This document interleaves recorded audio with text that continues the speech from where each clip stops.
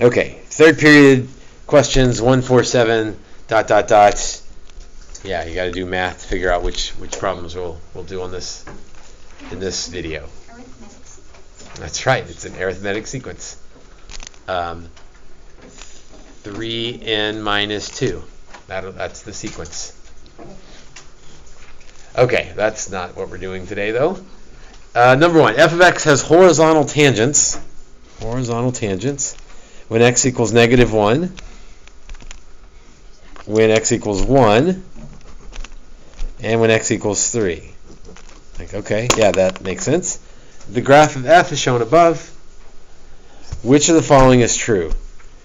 F prime. Okay, all of these are primes. How do I learn a derivative while I'm looking at a graph? Like, what am I looking at to know the derivative? Or what does the derivative tell me about the graph? It's slope. So I'm looking for slopes at all these points. Okay, so slope at 4. I'm guessing this is one of those positive, negative, 0 things. Slope at 4 is positive. Slope at 3 is 0. So positive less than 0, that guy's already out. Slope at 1 is 0. Slope at 2 is negative. 0 is not less than negative. He's out. Slope at -2 is negative. Slope at 0 is positive. And slope at 3 is 0. So that doesn't work either. So I hope this last one goes -0, positive. F prime at 2 is negative.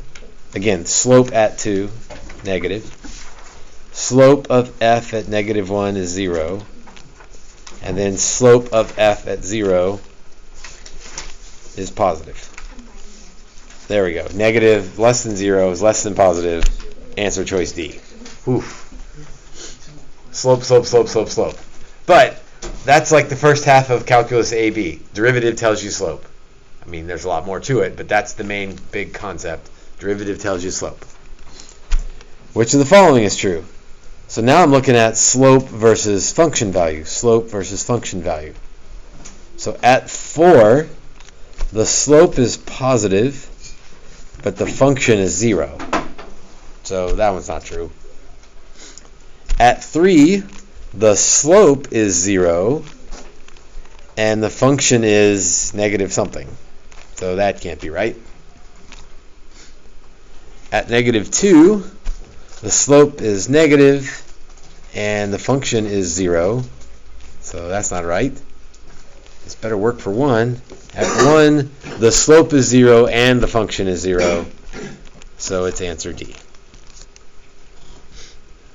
Again, that's a lot of work to really emphasize that the derivative tells you the slope.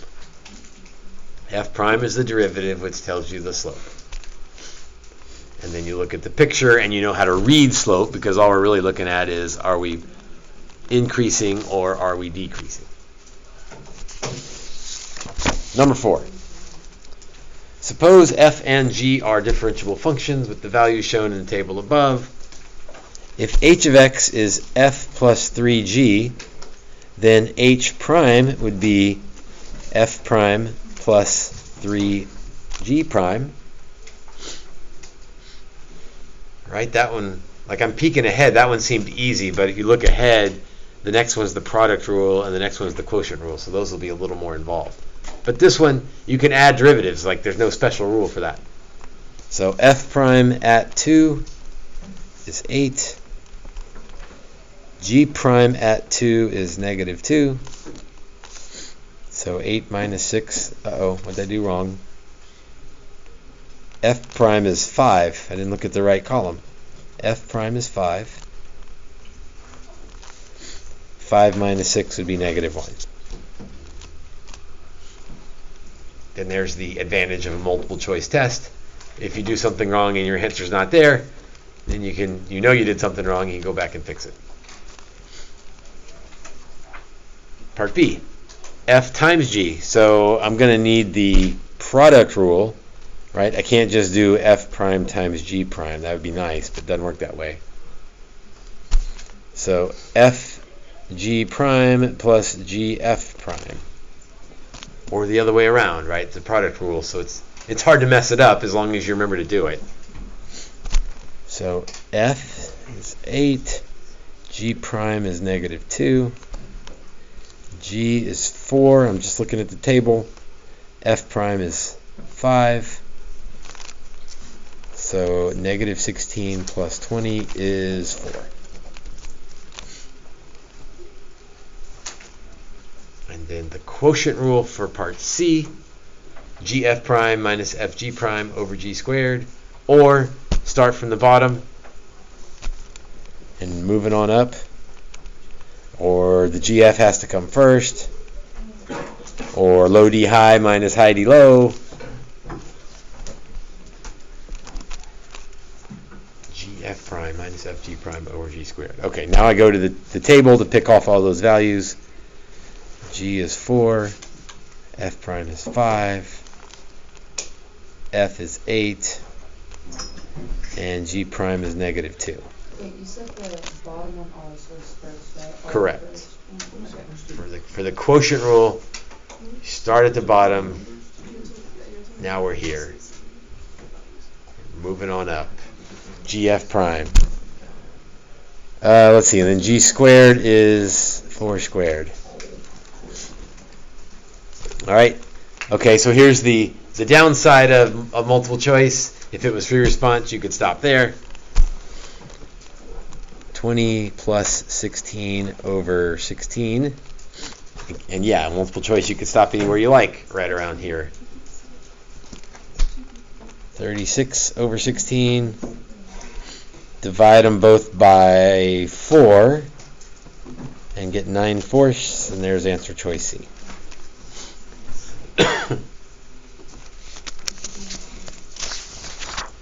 Number 7.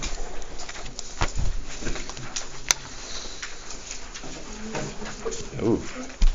F of g of x if f is x squared minus 4.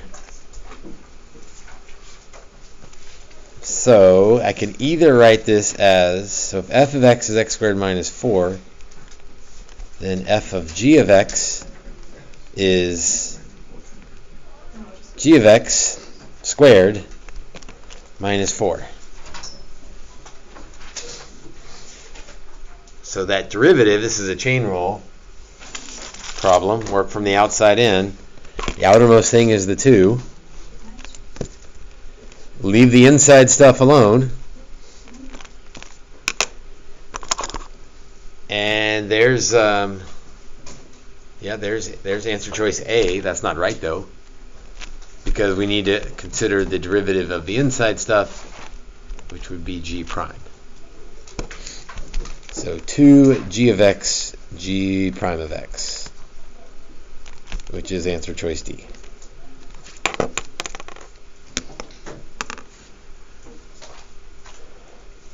That's how I've been working the problem. The other way is to, before you do anything with the equations, the derivative of f of g would be f prime of g of x times g prime of x. And so you could do it that way. F prime is 2x, so 2g of x times g prime of x. You get the same thing. The 4 will always go away, right? If it's on the outside of that. Yeah, because it's a constant. So yeah, that could have been any number and it wouldn't have mattered. Number 10. Use the graph. D and E means does not exist. Kind of open that up to make things easier for you. Yeah, we're on number 10, which means we're on 13 and 16. I thought about going through and circling every third one before we started. And I was like, no, I can handle adding 3. I can do it. Number 10, limit as x approaches -1. So as x approaches -1, so I've got to be thinking about from the left and from the right. What's my answer? Is it 4 or 5? 4. Because as we get close, the y value is getting closer and closer to 4. Now, it didn't ask it, but f of negative 1 is 5, but that's where the function is. We don't want the function, we want the limit. Number 13, as x approaches 2, so I need to think from the left, from the right. Uh-oh, what's going on here? That doesn't exist. They've got to be going toward the same point. Side note, what's f of 2 equal to? 1, because that's where the dot is. But limits aren't concerned with dots. Limits are, what are we getting close to?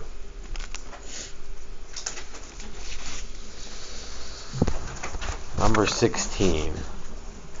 I guess my first go is to plug in 1, but I'm pretty sure that's not really going to work, because square root of 9 is 3. 3 minus 3 over 1 minus 1. Yeah, that doesn't work. So I've got to come up with some other plan for 16. Do you remember the algebra trick that would work for this one? Multiply by the conjugate. So x plus 8 plus 3. Wait, is this flashbacks? Is it all last unit? Yeah, well then it's not a flashback if it's if I'm reviewing it in this unit, then it's incorporated into this unit. You're not buying that? So there's these on the test? So we're gonna have like these type questions on the test? That's flashback. But I'm saying if I cover it, it's no longer a flashback because we just reviewed it. You're not buying that. So we should study. Fair enough.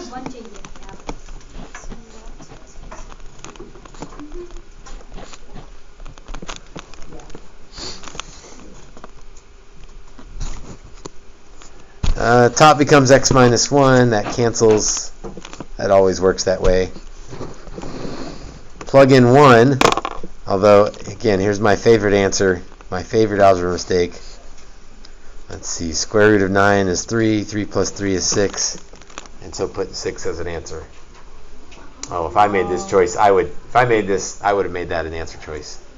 It's not 6 because... Right, 6 is in the bottom. There's still a 1 in the top.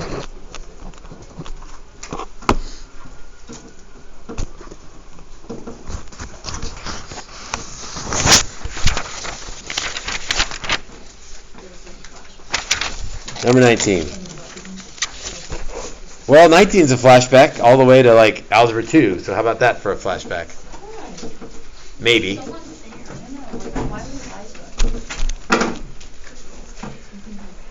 The graph of that has a, let's factor the bottom.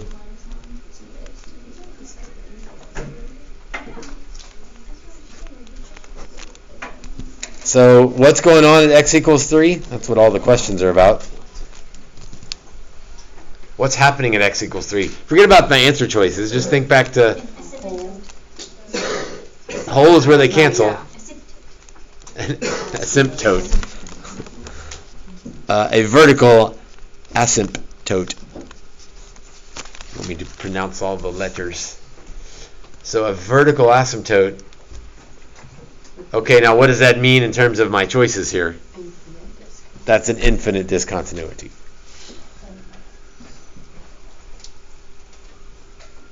What's removable discontinuity? That's fancy words for a hole.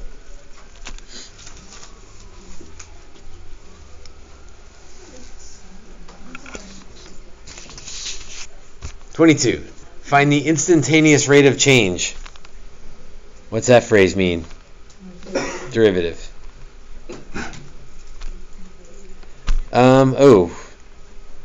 Well, we know the quotient rule, so I suppose we could go quotient rule on that. But I think there's a better way. You can quotient rule if you want. But I think this would be easier to just divide first. Then we can avoid the quotient rule.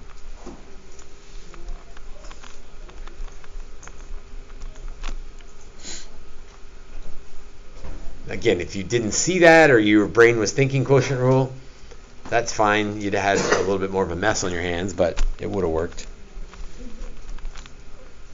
So 3x squared minus 2 minus 24 x to the negative 2, which would mean an x squared in the bottom. It's a little algebra step in my head there.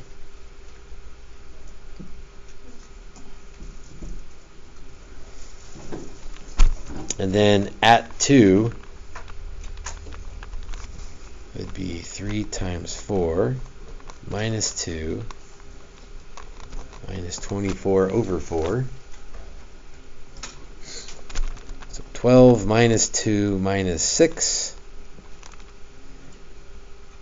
10 minus 6 is 4.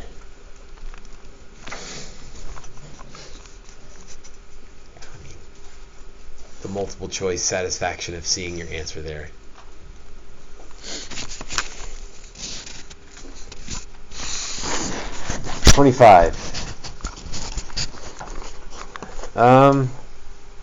I don't do roots, I do powers. So job 1 isn't really a derivative. Job 1 is algebra. 3x to the negative 1/7. That's my algebra step, to change that root into a power. Now I can use the power rule. So that'd be negative 3/7 x to the negative 1/7 minus 1 would be negative 8/7. So that alone probably rules out some of my choices. Yep. Now I need to know the derivative of cosecant. I don't really know the derivative of cosecant. I know the derivative of secant is secant tangent. So the derivative of cosecant is negative cosecant cotangent.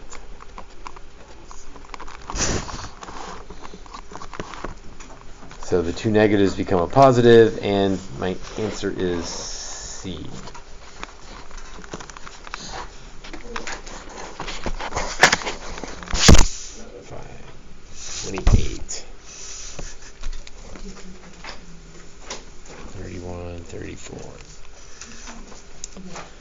Find the slope of the tangent line to the graph. So that's f prime when x is 4.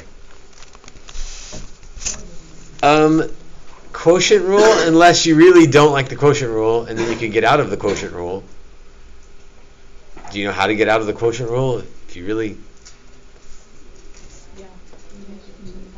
Yeah, you move it to the top, then you got an ugly power rule problem. I don't know, it's not that bad. So which one do you want to do? Quotient rule or power rule? Do either one. I don't think we've done a quotient rule yet, so I'm going to do... No, we did a quotient rule earlier. Yeah, this was like whichever one you prefer. I think I'm going to do quotient rule. F prime is 0. That's kind of nice. G prime is 2. That's not that much worse than 0. Okay, quotient rule is start at the bottom. So G F prime. Oh, well that wouldn't. So F prime is 0, so that wipes out the G. Minus F G prime. 2 times 2 over G squared. So negative 4 over 2x minus 3 squared. And maybe you could think ahead a little bit and see that if we use the power rule on this way, we would land there. I got to plug in 4. Negative 4 over 8 minus 3 is 5. 5 squared is 25. Negative 4/25. The positive one would be if you didn't remember to put the GF first. So again, that would mess you up in all kinds of ways. 30 to 34, another table problem, although a little bit bigger table, so we'll have to be just careful about what we're looking at here. If H prime is F times G, so product rule, thinking product rule, FG prime plus GF prime at 6. I got to plug in 6. So be careful. Again, make sure you're so at 6 means I'm looking at this row, at least for this problem anyway. So F at 6 is negative 5. G prime at 6. G prime at 6 is negative E. G at 6. G at 6 is negative 7. F prime at 6. F prime at 6 is pi. So 5e minus 7 pi. That's a weird number, but that's okay because we're done.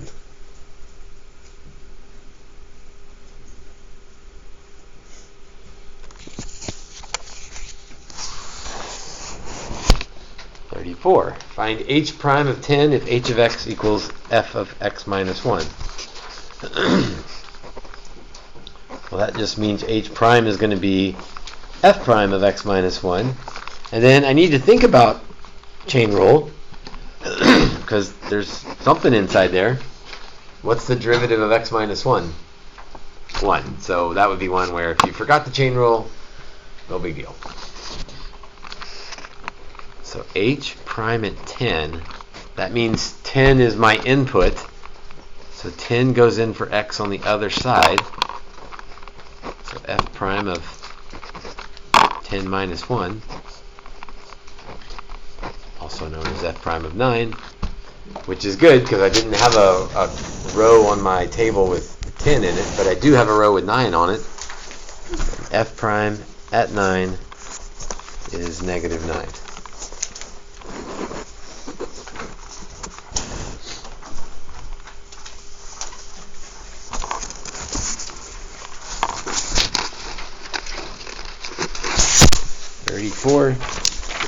Plus 3 is 37.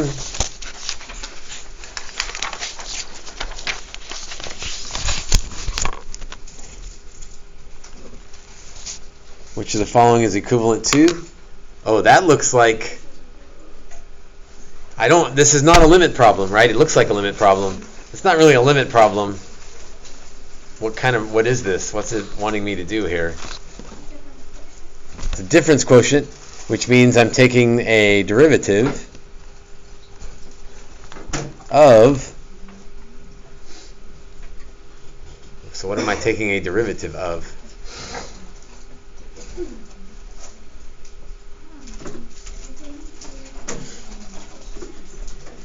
I wonder if that's supposed to be plus h. Derivative of tangent at 2 pi over 3.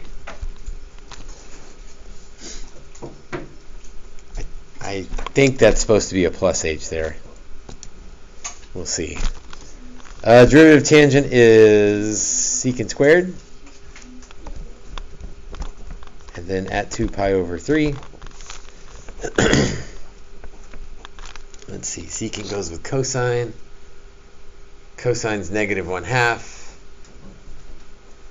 But if I flip it over and square it, so I'm going to square negative 2 and get 4. Again, that should be a plus right there.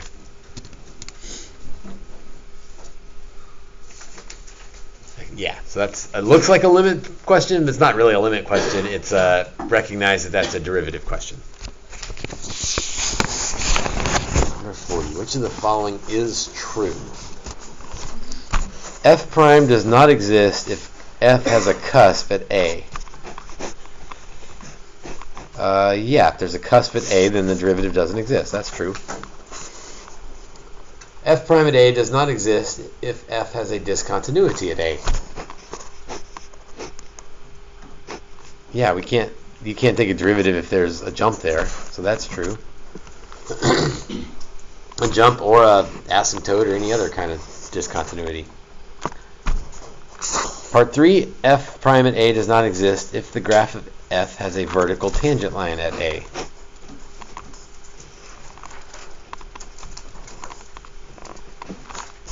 What's the slope of a vertical line? It does not exist. So that one's true as well. So 1, 2, and 3. In fact, those are the three ways a derivative doesn't exist. Cusp, discontinuity, vertical tangent line.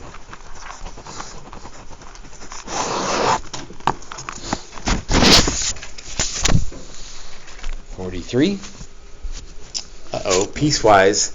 So I'm really concerned about what's going on at 3. And before I even read the question, I'm concerned about two things. I'm concerned about, is it continuous? So do they meet up?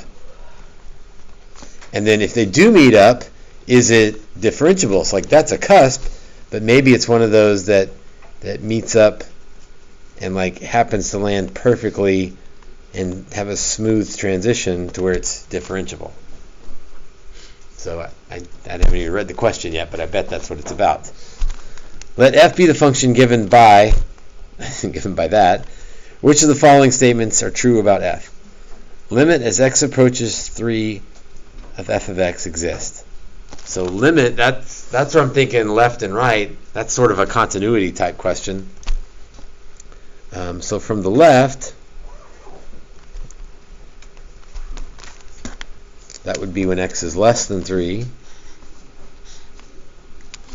So 3 plus 2 is 5.